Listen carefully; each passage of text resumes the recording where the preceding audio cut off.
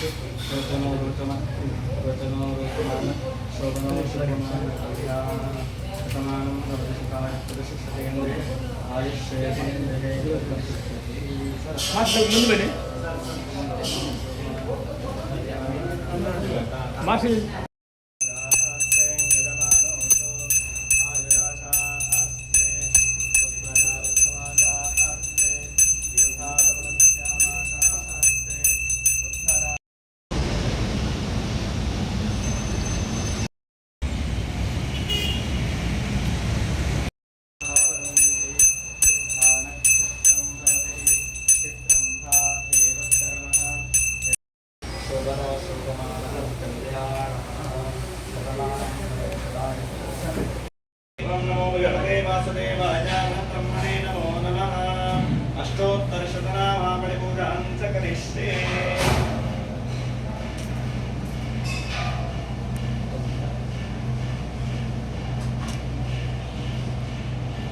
ಸೀತಾರಾಮ ಸೌಹಾರ್ದ ಪತ್ತಿನ ಸಹಕಾರಿ ಸಂಘದ ಪ್ರಥಮ ಶಾಖೆ ಉದ್ಘಾಟನೆಯಾಗಿದೆ.